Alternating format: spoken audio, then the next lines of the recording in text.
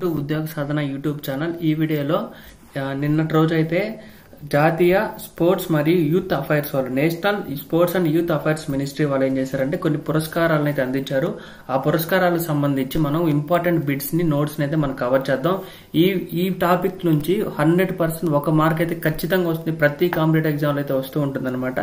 ఆ competitive exam స్థాయిని బట్టి అయితే క్వశ్చన్ అడిగే విధానంలో మార్పులు చేర్పులు ఉండొచ్చు, కానీ ఈ టాపిక్ అయితే కన్ఫర్మ్ 1 బిట్ అయితే కన్ఫర్మ్ వస్తుంది. రైల్వే ఎగ్జామ్స్ లో అయితే మరీ ముఖ్యంగా రైల్వేలోను, రేపు కానిస్టేబుల్ మెయిన్స్ రాయబోయే ఎగ్జామ్స్ లోను ఖచ్చితంగా వీటి గురించి అయితే బిట్స్ అయితే అడుగుతా ఉన్నారు. జాగ్రత్తగా క్లియర్ గా వినండి. ఫస్ట్ నుంచి లాస్ట్ వరకు వినే ప్రయత్నం అయితే చేయండి. దీంట్లో ఫస్ట్ బిట్ ఏంటంటే జాతీయ క్రీడా పురస్కారాలను ఏ మంత్రిత్వ శాఖ వారు అందజేస్తారు? దానికి ఆన్సర్ వచ్చేసి కేంద్ర క్రీడా మంత్రిత్వ శాఖ వారు. దీన్ని ministry of sports and youth affairs వాళ్ళైతే ఈ పురస్కారాలను అయితే అందిస్తారు. ఈ ప్రస్తుతానికి సెంట్రల్ లో కేంద్ర క్రీడా మంత్రిత్వ శాఖకి అధికారిగా లేదా మంత్రిగా ఎవరున్నారంటే మన్కుష్ మాండవీయ గారు ఉన్నారు. Second question, major Dhyan Chand Khel Ratna అవార్డును ఎప్పటి నుంచి ప్రదానం చేస్తున్నారు? మేజర్ ధ్యాన్ చంద్ ఖేల్ రత్న అవార్డును ఎప్పటి నుంచి ప్రదానం చేస్తున్నారు? 1991 నుండి 92 నుంచి అయితే ప్రదానం చేస్తున్నారు. ఖేల్ రత్న అవార్డును పొందిన తొలి వ్యక్తి ఎవరు? ఖేల్ రత్న అవార్డును పొందిన తొలి వ్యక్తి విశ్వనాథ్ ఆనంద్. ఏ సంవత్సరం? 1991-92. విశ్వనాథ్ ఆనంద్ ఏమంటారంటే ఏ గేమ్ కి సంబంధించిన వ్యక్తి అంటే చెస్ ప్లేయర్ కి సంబంధించిన వ్యక్తి. అదేవిధంగా ఈ క్వశ్చన్ ఆల్రెడీ అడుగున్నారు. ఇంకొంచెం ఎగ్జామినర్ నెక్స్ట్ లెవెల్కి వెళ్తే ఖేల్ రత్న అవార్డును పొందిన రెండవ వ్యక్తి ఎవరని అడిగితే గీత్ సేద్ అంటారు. గీత్ సేద్ ఏ స్పోర్ట్ కి సంబంధించిన వ్యక్తి? బిలియర్డ్స్ కెరీర్ అయితే సంబంధించిన వ్యక్తి. ఫోర్త్ క్వశ్చన్, ఖేల్ రత్న అవార్డును పొందిన తొలి తెలుగు మహిళ ఎవరు? తొలి వ్యక్తి ఈవిడే, తొలి మహిళ కూడా ఈవే. ఈ పేరు కర్ణం మల్లేశ్వరి. వెయిట్ లిఫ్టింగ్ లో అయితే పొందడం జరిగింది అనమాట ఖేల్ రత్న అవార్డులను. 2024 స్పోర్ట్స్ అవార్డ్ సెలక్షన్స్ కమిటీకి చైర్మన్ గా వ్యవహరించింది ఎవరు? 2024 స్పోర్ట్స్ అవార్డ్ సెలక్షన్ కమిటీకి చైర్మన్ గా వ్యవహరించింది వి రామసుబ్రహ్మణ్యం గారు. ఇటీవల కాలంలో అపాయింట్మెంట్స్ లో ఇతను national human rights commission chairperson గా కూడా ఎంపికైనారు.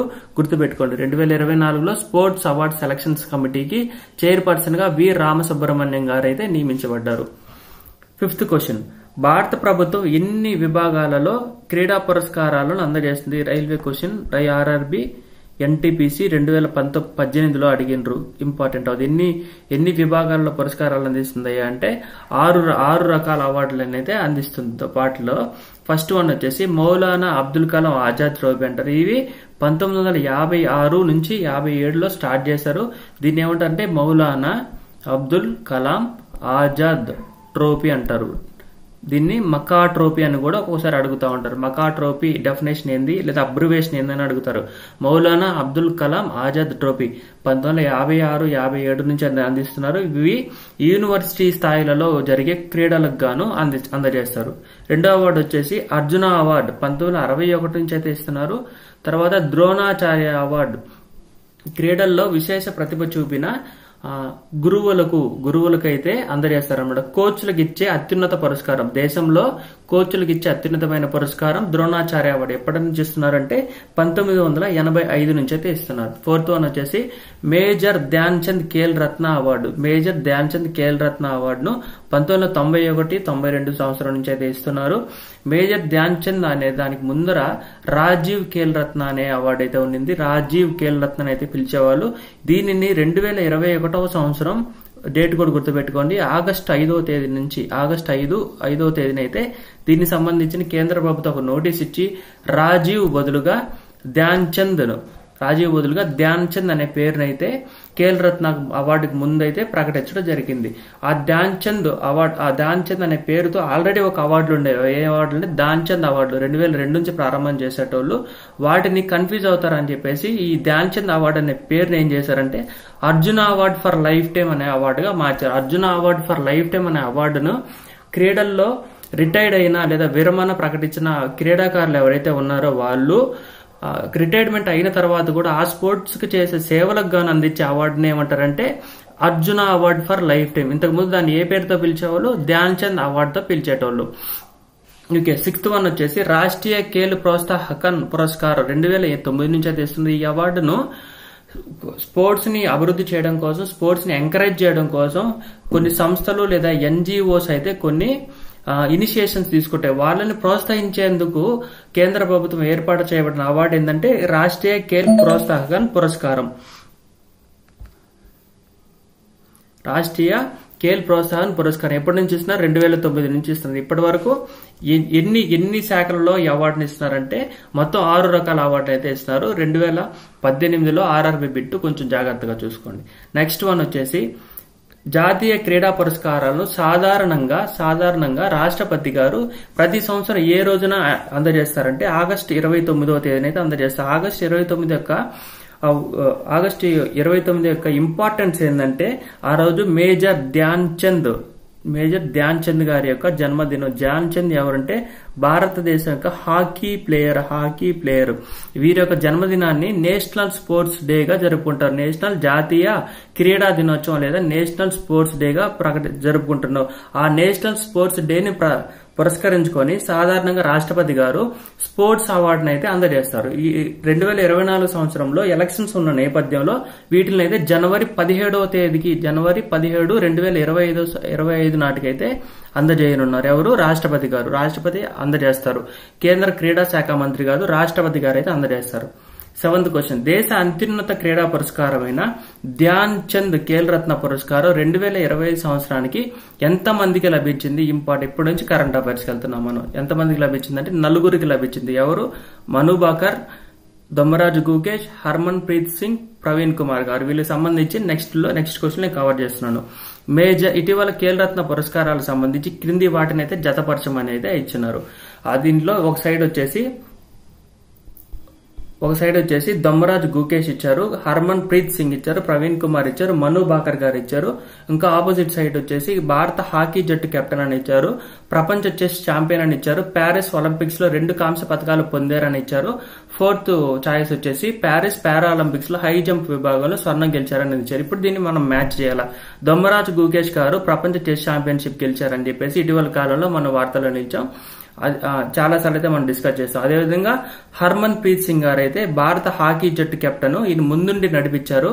దాని కారణంగా ప్యారిస్ ఒలింపిక్స్ లో అయితే భారత హాకీ జట్టు అయితే కాంస్య పథకాన్ని అయితే గెలుచుకోవడం జరిగింది. అదేవిధంగా ప్రవీణ్ కుమార్ గారు పారాలింపిక్ హై జంప్ ప్లేయర్ అన్నమాట. వీరు స్వర్ణ పథకాన్ని అయితే ప్యారిస్ పారాలింపిక్స్ లో అయితే గెలుచుకున్నారు. పారాలింపిక్స్ అంటే దివ్యాంగులు లేదా వికలాంగుల కొరకు జరపబడే క్రీడా పోటీలు అనమాట. మను బాకర్ గారు అయితే ప్యారిస్ ఒలింపిక్స్ లో 2 కాంస్య పథకాలు పొందిన ఏకైక మహిళ.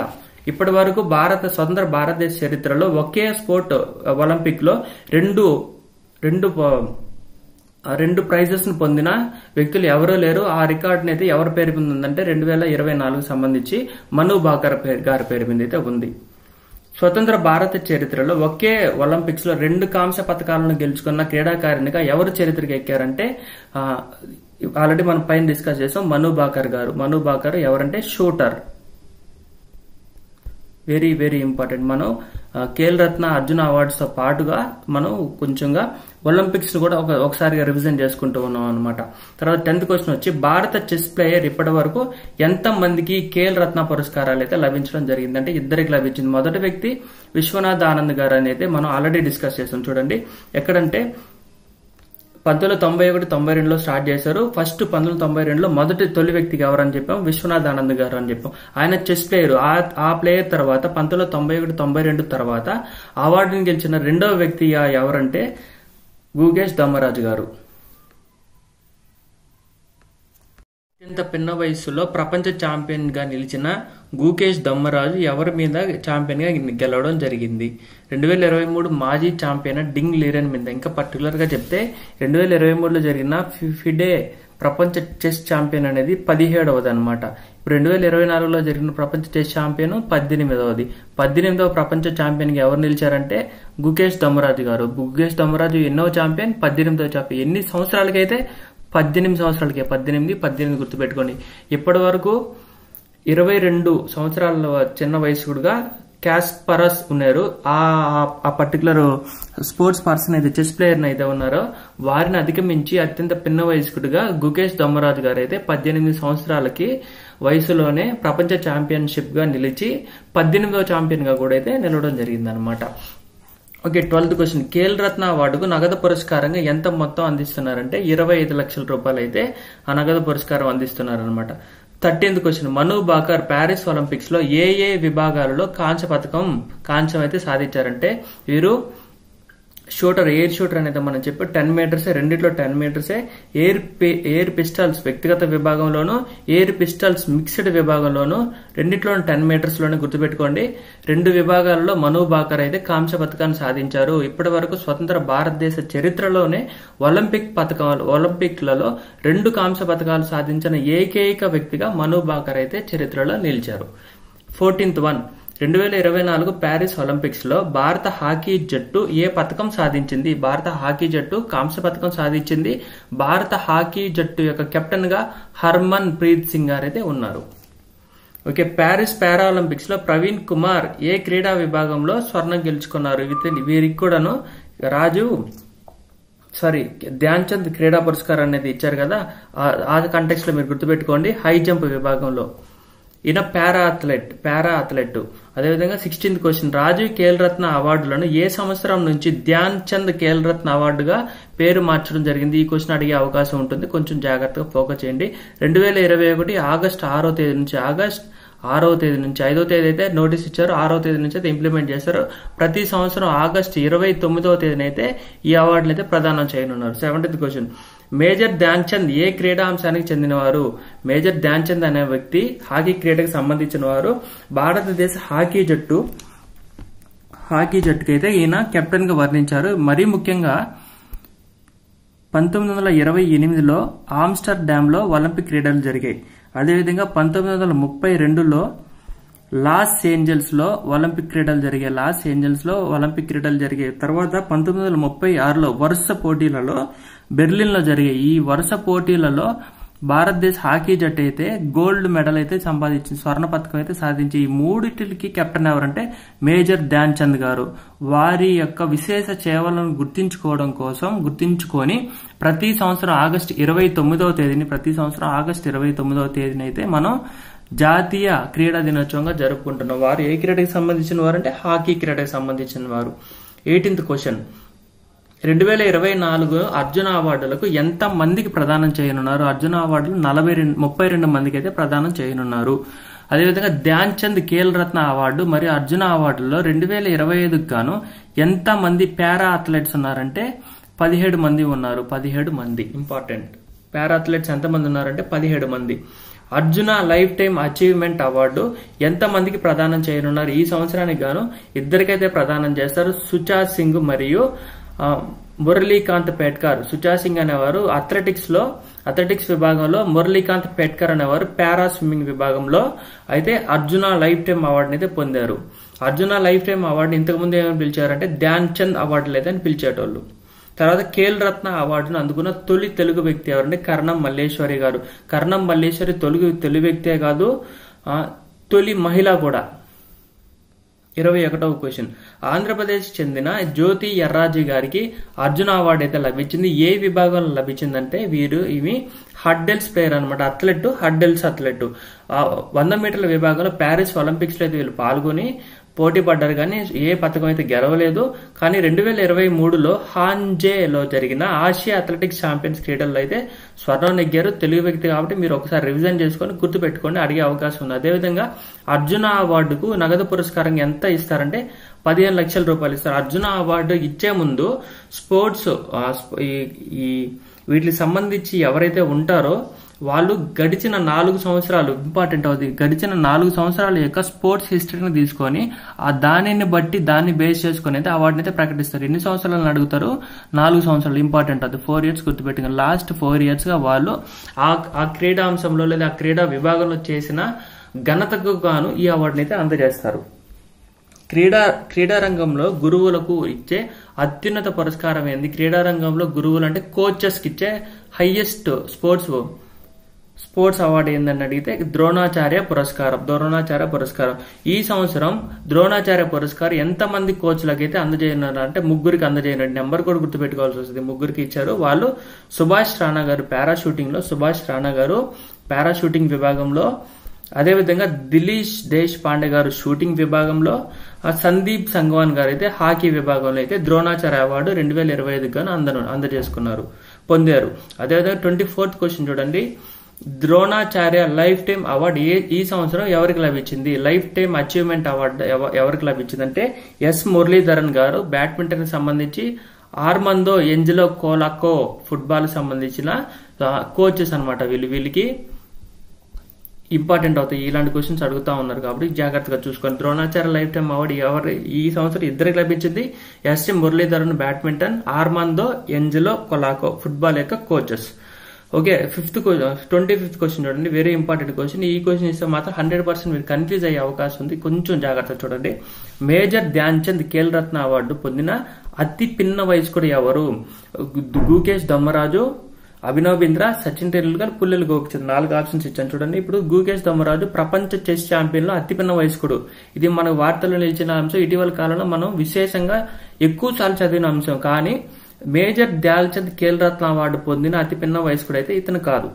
ఎవరంటే అభినవ్ బింద్రా, షూటింగ్ ఛాంపియన్. ఈయన 18 ఇయర్స్ కి పొందారు. 18 ఇయర్స్ మంత్స్ డిఫరెన్స్ లో అయితే ఈయన 18 ఇయర్స్ 8 months ఉన్నది ఇప్పటికి. కానీ వీరికి ఏముందంటే 18 ఇయర్స్ 3 or 4 months ఉన్నారు. మంత్స్ నెలల తేడాలో అతి పిన్న వయసు కూడా మేజర్ ధ్యాన్ చంద్ ఖేల్ రత్న అవార్డు పొందిన వ్యక్తి ఎవరంటే అభినవ్ బింద్రా గారు, షూటింగ్ విభాగంలో. Okay, very important. 2010 సంవత్సరం కూడా గుర్తుపెట్టుకోవాల్సిన అవసరం లేదు, 2010 సంవత్సరంలో. ఓకే, నెక్స్ట్ దీని అయితే మీరు స్క్రీన్ షాట్ తీసుకోండి. అవార్డుల వివరాలు అయితే ఇచ్చారు.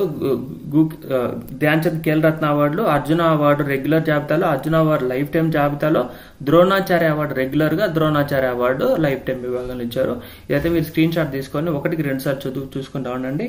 ఇక్కడ వరకు అయితే క్లాస్ విన్న అందరికీ థ్యాంక్స్ అండి. Thank you very much. ఎవరైతే కాంపిటేటివ్ ఎగ్జామ్స్ ప్రిపేర్ అవుతున్నారో వాళ్ళందరికీ అయితే ఈ వీడియోని షేర్ చేసి సపోర్ట్ చేయండి. Thank you very much.